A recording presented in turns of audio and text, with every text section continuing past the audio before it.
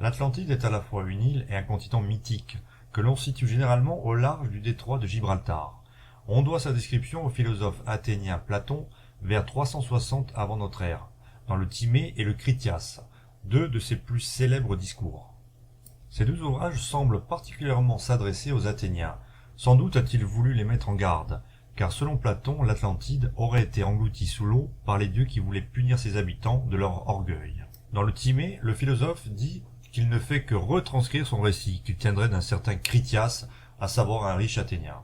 Critias raconte qu'il détiendrait lui cette histoire de son ancêtre Dropides, qu'il la tenait lui-même de Solon, grand homme d'état athénien ayant vécu au VIe siècle avant Jésus-Christ, qu'il aurait entendu lui de la bouche d'un prêtre lors d'un séjour au temple de Saïs en Égypte. Voici un extrait de l'ouvrage. En ce temps-là, on pouvait traverser cette mer Atlantique. Elle avait une île devant ce passage que vous appelez, dites-vous, les colonnes d'Hercule. Cette île était plus grande que la Libye et l'Asie réunies. Or, dans cette île Atlantide, des rois avaient formé un empire grand et merveilleux. Faut préciser que quand on parle chez les Grecs antiques de Libye et d'Asie, il s'agit là respectivement de l'Afrique du Nord et de la Turquie actuelle, ce qui représente tout de même une taille conséquente, surtout pour une île, près de 400 000 mètres carrés, soit un peu moins que l'Espagne de nos jours. Cette île gigantesque, donc, se situerait au-delà des colonnes d'Hercule, soit l'équivalent du détroit de Gibraltar, dans l'océan Atlantique. Platon raconte également qu'après la guerre entre les Atlantes et la cité d'Athènes, seule puissance capable d'arrêter l'expansion de l'Atlantide, il y eut un terrible cataclysme. Autre extrait tiré de l'œuvre de Platon, « Dans l'espace d'un seul jour et d'une nuit terrible, toute votre armée athénienne fut engloutie d'un seul coup sous la terre, et de même, l'île Atlantide s'abîma dans la mer et disparut. » Voilà pourquoi aujourd'hui encore, cet océan de là-bas est difficile et inexplorable, par l'obstacle des fonds vaseux et très bas que l'île, en s'engloutissant, a déposé. Dans le second ouvrage de Platon, le Critias, ce dernier justement raconte plus en détail la création et l'évolution de la civilisation atlante, l'origine même de ses habitants, en l'occurrence descendants du dieu de la mer Poséidon, mais également leurs coutumes, la géographie du continent ainsi que son organisation sociopolitique. Le Critias nous précise que le continent est divisé en 10 royaumes, gouvernés par des dynasties de rois fondés par son premier souverain, Atlas, qui est le fils de Poséidon, et qui gouverne la cité capitale placée en son centre.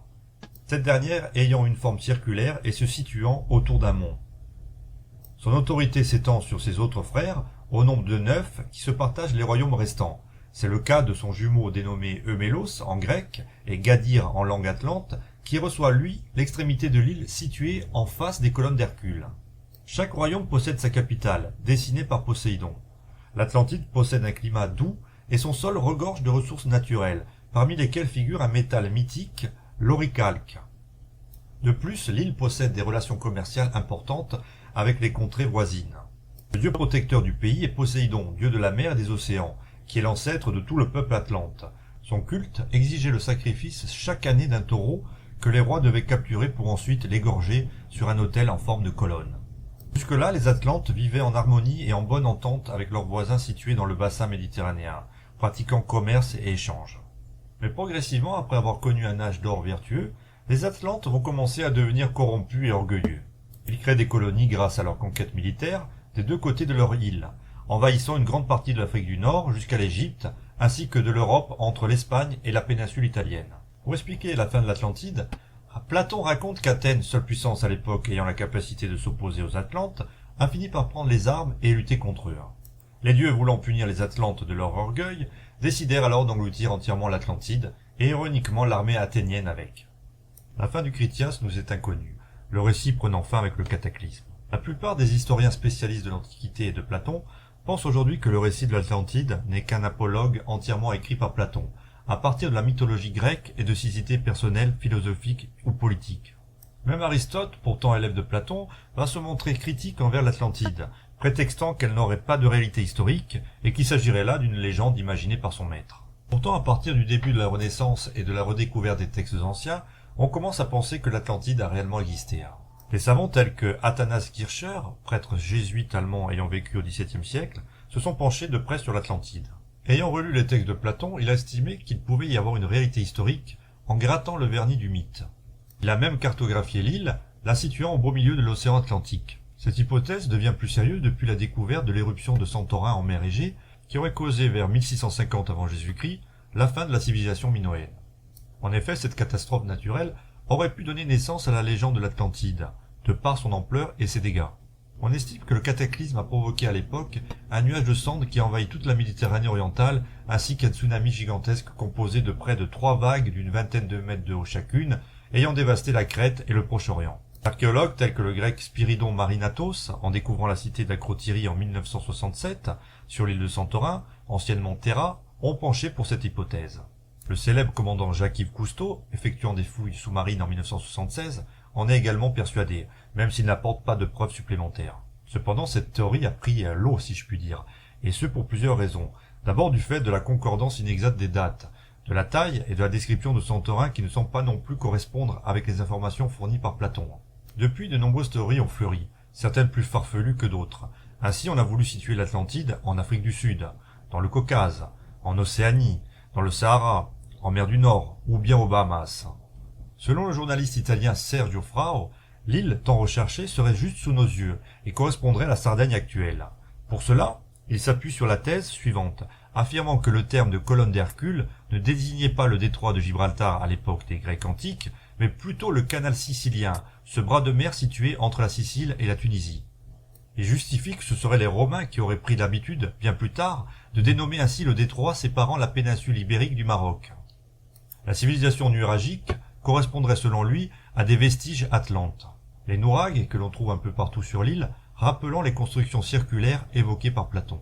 Autre théorie intéressante, celle de ce pasteur allemand nommé Jürgen Spanut, diplômé en archéologie, qui est persuadé que Platon a donné une date erronée concernant la chute de l'Atlantide, près de 9000 ans avant l'époque de Solon, soit 115 siècles avant la nôtre. En effet, à cette époque, Athènes et les autres cités grecques n'existent pas encore, de même que le royaume égyptien. Il juge plus prudent de situer l'engloutissement de l'Empire Atlante au XIIe siècle avant l'ère chrétienne.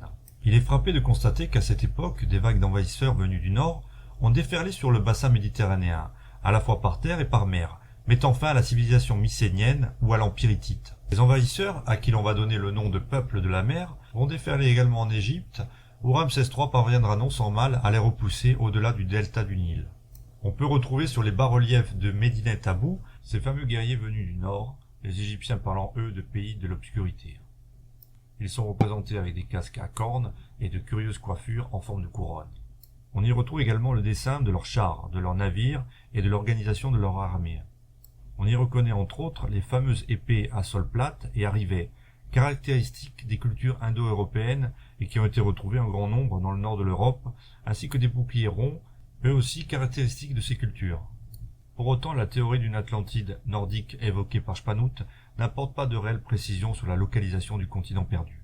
Enfin, dernière théorie en date, les Britanniques affirment depuis novembre 2018 avoir découvert les ruines de la ville Atlante en Espagne.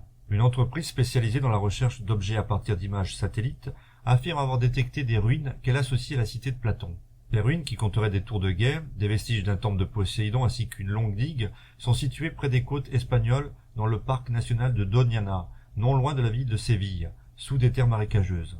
Toujours est-il que ce n'est pas la première fois que l'on prétend avoir découvert l'emplacement de cette cité légendaire, et a priori ce n'est pas la dernière. On ne saura sans doute jamais si le mythe de l'Atlantide a été inventé ou pas par Platon.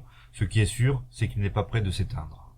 J'espère que vous avez aimé cette vidéo. N'hésitez pas à la liker, à mettre un pouce vers le haut, à la partager, ou à même à vous abonner. Vous pouvez également mettre un petit commentaire sur les différents réseaux sociaux de la chaîne. Encore merci et à bientôt pour une prochaine vidéo.